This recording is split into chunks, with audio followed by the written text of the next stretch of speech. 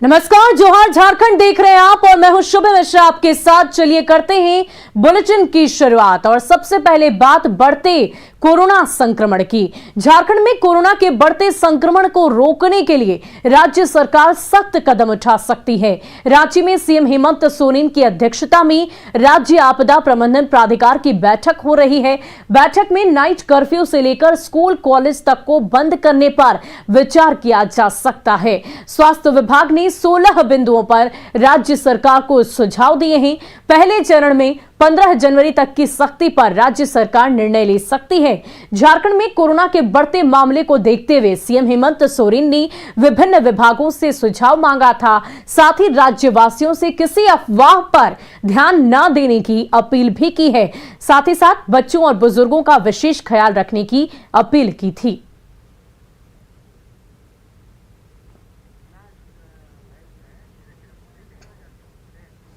और इस वक्त हमारे संवाददाता अविनाश इस वक्त हमारे साथ लाइव चैट पर जुड़ चुके हैं।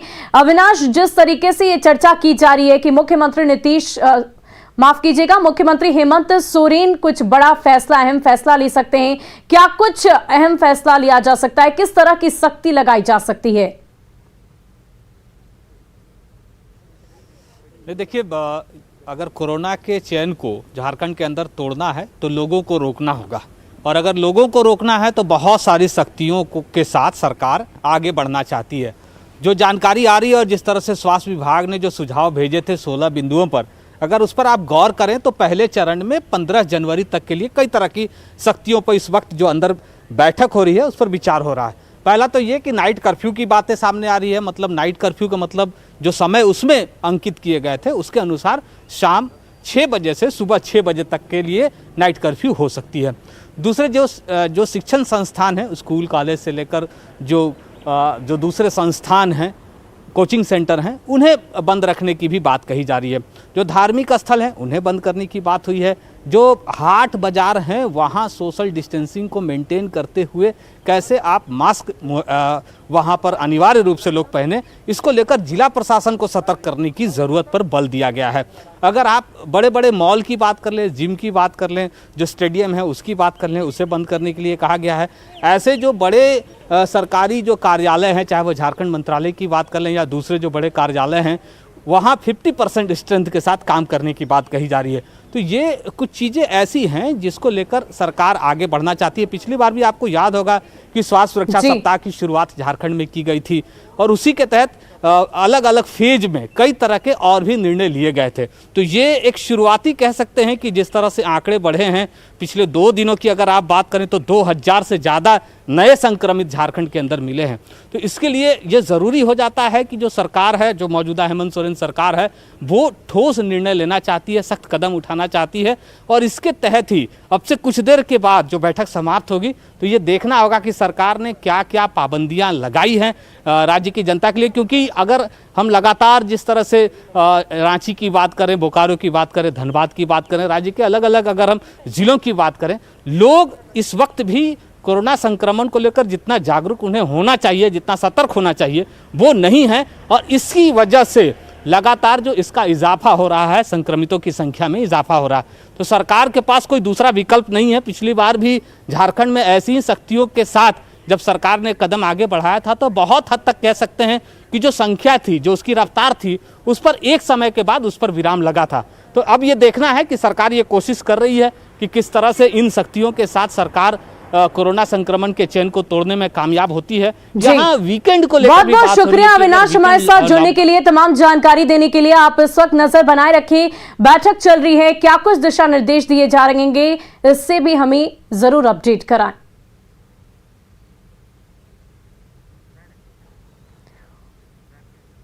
और इस वक्त राजधानी रांची से यह बड़ी खबर सामने आ रही है, जहां झारखंड राज्य स्वास्थ्य सेवा संघ ने एक पत्र लिखा है। हेमंत सोरेन को यह चिट्ठी लिखी गई है। झांसा के राज्य सचिव डॉक्टर विमलेश सिंह ने यह पत्र लिखा है। दरअसल कोरोना संक्रमण के बढ़ते दायरे को लेकर उन्होंने चिंता जाहिर की है।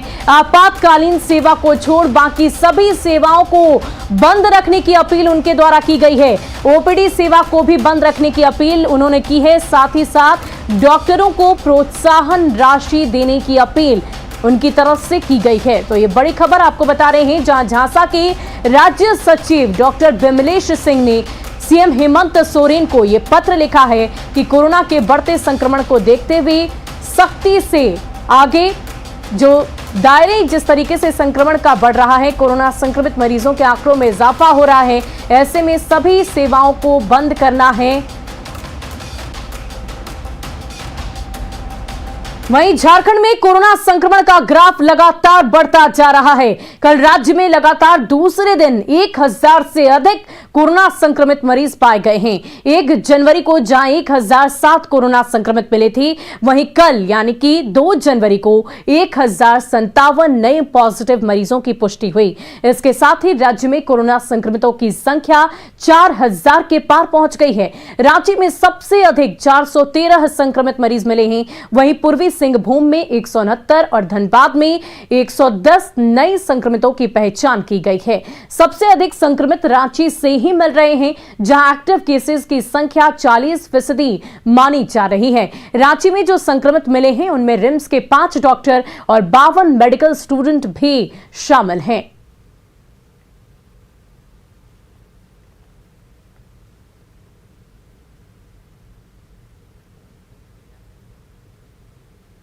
और राजधानी रांची सहित पूरे झारखंड में किशोरों के वैक्सीनेशन की प्रक्रिया शुरू हो गई है। रांची की बात करें तो 11 ऐसे वैक्सीनेशन सेंटर बनाए गए, जहां किशोर आकर निःशुल्क तौर पर वैक्सीनेशन करा सकते हैं। कोरोना वैक्सीनेशन को लेकर किशोरों में जागरूकता भी देखी जा रही है। अधिक जानकारी दे रहे हैं हमारे संवाददाता रूपाली त्रिपाठी। राजधानी रांची में किशोरों का वैक्सीनेशन ड्राइव आज से शुरू कर दिया गया है। इस बीच हम यहाँ के स्कूल में मौजूद हैं, जहाँ पर कोविड वैक्सीनेशन का सेंटर बनाया गया है। हमारे पास इस साइड ऐसे लोग हैं, इनका वैक्सीनेशन बच्चों का हो चुका है और यहाँ ये लोग करवाने के लिए बैठे हुए हैं। क्या नाम है सर? सागर कुमार महतो। वैक्सीनेशन होने वाला 2 साल के बाद जी। तो कैसा डर लग रहा है? हाँ, थोड़ा मोड़ा तो दर्द लग रहा है। डर लग रहा है? कुछ नहीं होगा, अच्छे से हो जाएगा वैक्सीनेशन। क्या नाम है बाबू? मानसू कौशिक। वैक्सीनेशन हो गया? हाँ। कोई सिम्टम कुछ अंदर कुछ फील हो रहा है? नहीं। बड़े लोग के बाद अब तुम लोग का वैक्सीनेशन लगा है, कुछ बोलना है? हाँ, बोलना तो है। 2 साल बाद लगा है तो कुछ तो लग रहा है। पहले तो लग रहा था कि ये कुछ हो, तबीयत खराब हो सकता है, लेकिन अब वैसा कुछ नहीं लग रहा है। उसके कॉन्फिडेंस आ गया है। तो बच्चों में भी उतनी ही बहादुरी है जितने यहाँ के बड़ों में है। कोविड वैक्सीनेशन को लेकर बच्चे भी काफ़ी जागरूक दिखाई दे रहे हैं।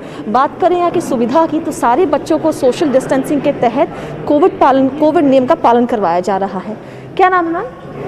मेरा नाम राधिका कुमारी हुआ। कितने लोगों की वैक्सीनेशन हो चुकी है अब तक? अभी तक 92-93 बच्चों की हो चुकी है। कितने बजे से शुरू किया गया था वैक्सीनेशन? वैक्सीनेशन 9 बजे से शुरू हो गई थी। कोई सिम्टम, किसी परेशानी किसी को आया बच्चों? अभी तक तो किसी को सुनने में नहीं आया कि कोई परेशानी हुई है।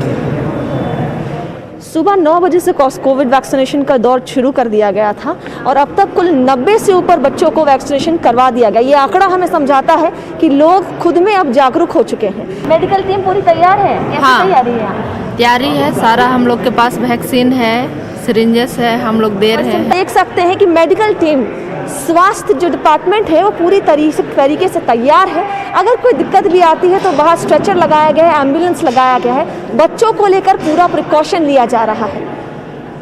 कैमरा पर्सन अमित के साथ रूपाली त्रिपाठी, न्यूज़ 18 रांची। वहीं 15 वर्ष से लेकर 18 वर्ष तक के किशोरों को कोरोना वैक्सीन देने का अभियान जारी है। इसे लेकर बोकारो जिले में 20 सेंटर बनाए गए हैं, जहां 4580 किशोरों को आज टीकाकरण का लक्ष्य रखा गया है। टीकाकरण को लेकर किशोरों में उत्साह दिख रहा है और कोरोना महामारी की तीसरी लहर में भी वो सुरक्षित रहने की उम्मीद जता रहे हैं। मौके का जायजा लिया बोकारो संवाददाता मृत्युंजय कुमार ने। कोरोना संक्रमण के इस दौर में 15 से 18 वर्ष के आयु वर्ग के युवाओं को आज से कोरोना वैक्सीनेशन यानी सुरक्षा का कवच दिया जा रहा है। वहीं अगर बात करें तो 500 के करीब लोगों ने रजिस्ट्रेशन कराया है। पहले हम बात करते हैं कुछ युवाओं से कि कितने दिनों का इंतजार था और आज यह इनको टीका मिल रहा है। मन में था ना कि जल्दी टीका लग जाए? हाँ। कितने दिनों से आशा था, मन में इच्छा था? 2 दिनों से।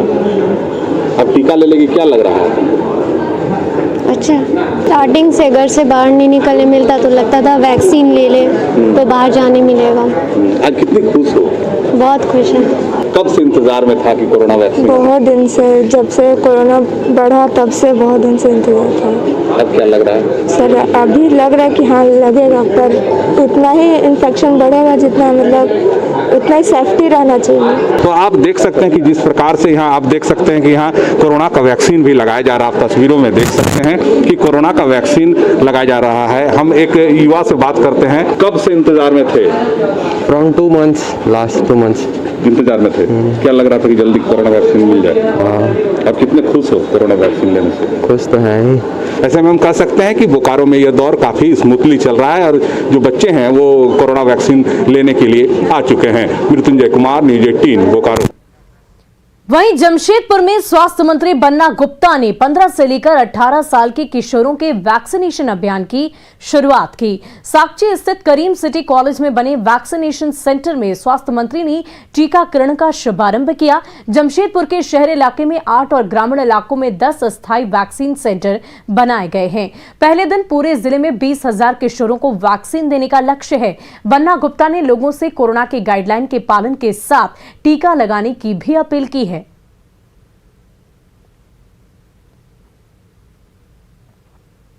लगातार आप देख रहे हैं कि कोविड-19 के दिन प्रतिदिन पॉजिटिव मामले बढ़ रहे हैं।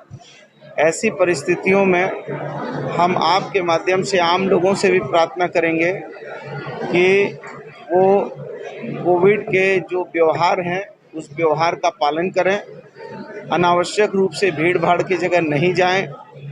अनावश्यक रूप से जो भी नव वर्ष है, नव वर्ष में जितने लोगों को नव वर्ष मनाना था करीब करीब मना लिए हैं।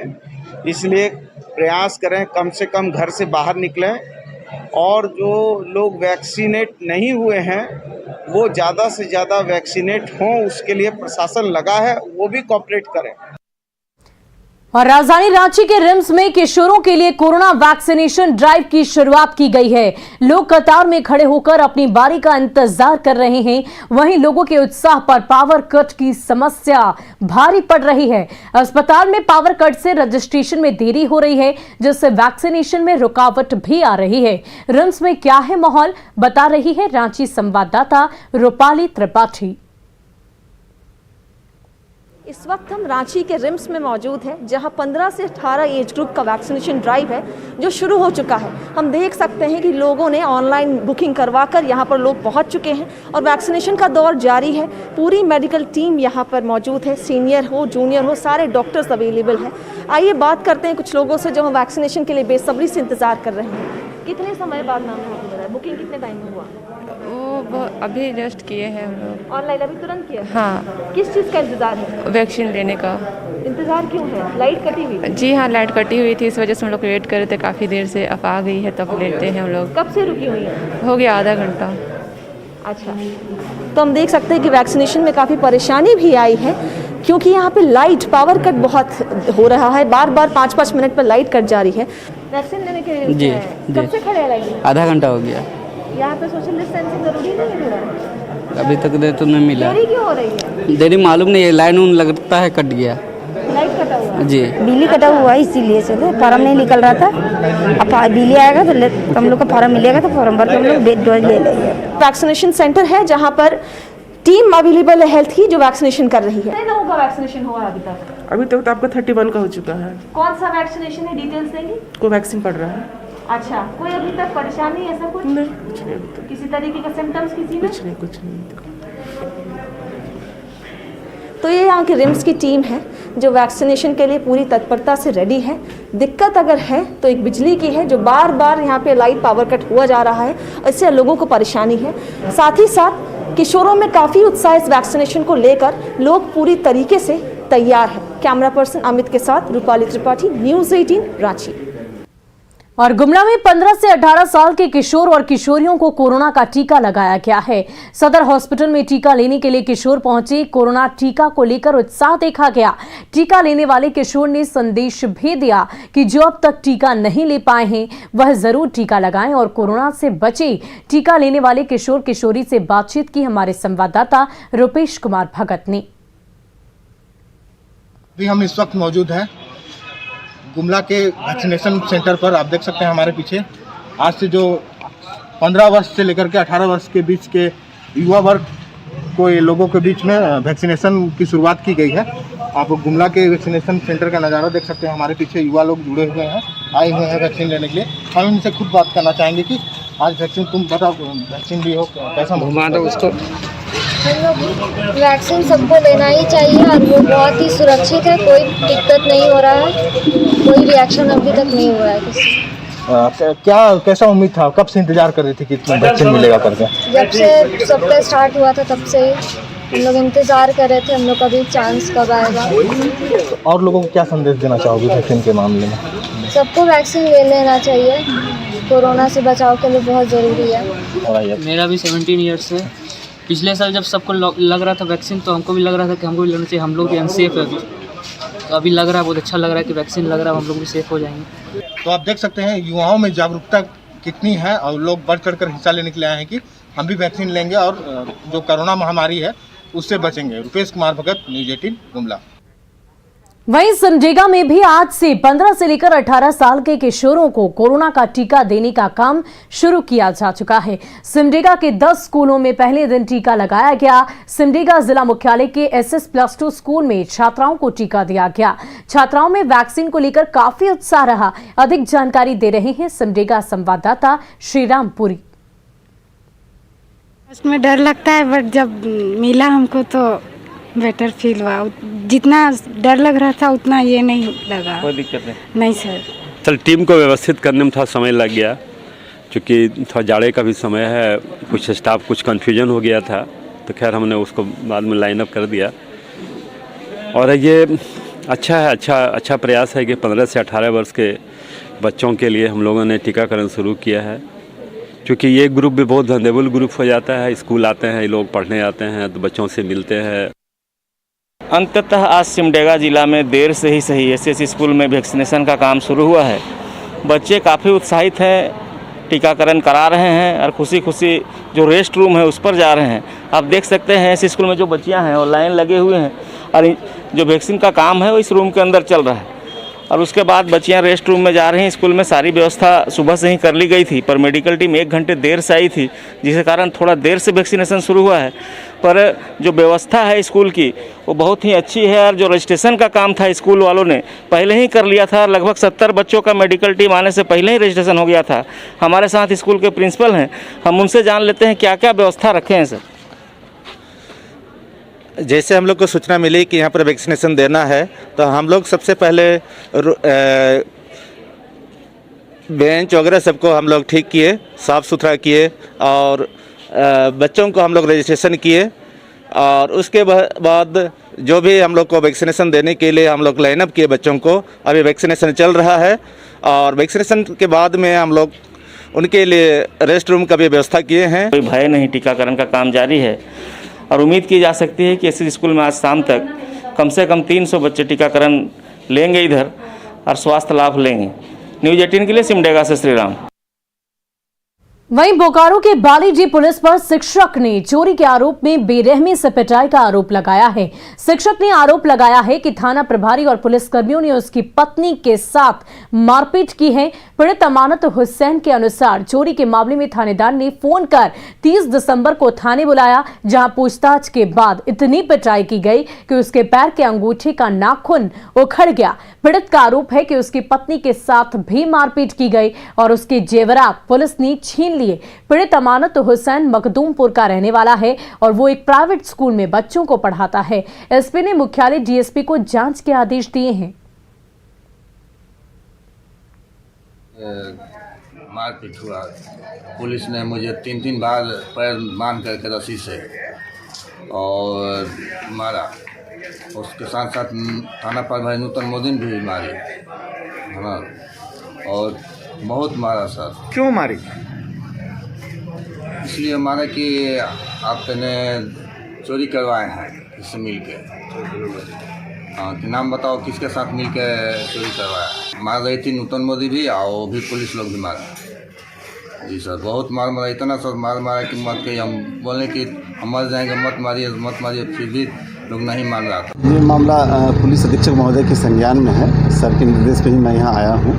ये एक्चुअली मामला बालीडीह थाना कांड संख्या 307-21 से संबंधित है, जिसमें जो शिक्षक हैं जो उनको संदेही अभियुक्त के रूप में रखा गया है और जो जांच करना है कि उनके साथ थाना के द्वारा मारपिटाई किया गया है, उसके आलोक में सर ने मुझे अभी आदेश किया है कि आप जाइए और जांच करके उस पर जो उचित कार्रवाई है वो कीजिए। जो अगर दोषी पाए जाएंगे पदाधिकारी तो उनके ऊपर अनुशासनिक कार्रवाई होगी।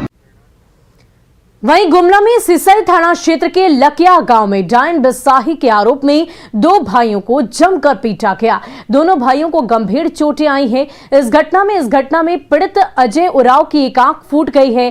किसी तरह से घायल की बहन ने पुलिस को सूचना दी, जिसके बाद पुलिस मौके पर पहुंची। 6 लोगों को गिरफ्तार किया गया है। घायल संजय उराव ने बताया कि लकिया पंचायत की मुखिया सुगिया देवी उसकी मां को डायन बताकर हमेशा प्रताड़ित करती रहती है और मुखिया ने उनके पूरे परिवार का गांव से बहिष्कार करा दिया। इतने से भी जब मन नहीं भरा तो दोनों भाइयों की जमकर पिटाई की गई। पुलिस पूरे मामले की छानबीन कर रही है। अजय उड़ाव का भाई अजय उड़ाव अपनी मोटरसाइकिल से वो अपने घर जा रहा था कि लकिया गांव के आपके बुलवा उड़ाव और बुलवा उड़ाव वगैरह 11 लोग, जिसमें एक मुखिया का भी नाम आर सुगिया देवी मुखिया के नाम आया है। इन लोग मिलकर डायन बिसाही का आरोप लगाकर उसको लाठी नट से मारपीट किया गया है, पत्थर से भी मारपीट किया गया है, जिससे उसे गंभीर चोटें आई हैं, जिसको लेकर सिसई थाना में कांड अंकित किया गया है और इसमें करीब 6 लोगों की गिरफ्तारी भी की गई है। मार तो दिया रे, यही है तुमको। और धनबाद में बीसीसीएल एरिया 4 के पास जोरदार आवाज के साथ एक बड़ा गोफ बन गया। केशलपुर कोलियरी राजकीय प्राथमिक विद्यालय के समीप मोदी डी केशलपुर मार्ग की ये घटना है। गोफ बनने की खबर मिलते ही लोग मौके पर जुट गए। वहीं झिंझी पहाड़ी मुखिया भी मौके पर पहुंची और स्थानीय प्रबंधन को इसकी जानकारी दी। घटना के बाद केशलपुर मार्ग को सुरक्षा के दृष्टिकोण से बंद कर दिया गया है। वहीं बीसीसीएल की ओर से राहत कार्य भी शुरू कर दिया गया। साथ ही मशीन की सहायता से बोल्डर लाकर गोफ को भरा जा रहा है। गोफ का मुहाना करीब 3 मीटर का है। वहीं उसके नीचे पानी भी दिख रहा है, जिससे खतरा और ज्यादा बढ़ गया है। तो जेसीबी से पहले कैविटी को बैठाएंगे, इसका बाद हार्ड बोल्डर लाके इसको भराट कर देंगे। It is not so danger, but till हम प्रशासन को रिक्वेस्ट किया है कि रोड में ट्रैफिक को थोड़ा रेस्ट्रिक्ट करें। ये बोरहोल जो पहले से बना था, इसका यूज किया था पहले से? बोरहोल था, कुछ मटेरियल लोअर करना था, इस सब कारण से बोरहोल बना था। वो अब बोरहोल अवर्णन है, लेकिन हो सकता है पानी उनी जमा होगा तो बोरहोल का थ्रू कुछ सॉयल नीचे चला गया। और फिलहाल के लिए इस बुलेटिन में इतना ही। मुझे दीजिए इजाजत। न्यूज़ 18 बिहार झारखंड पर खबरों का सिलसिला जारी रहेगा।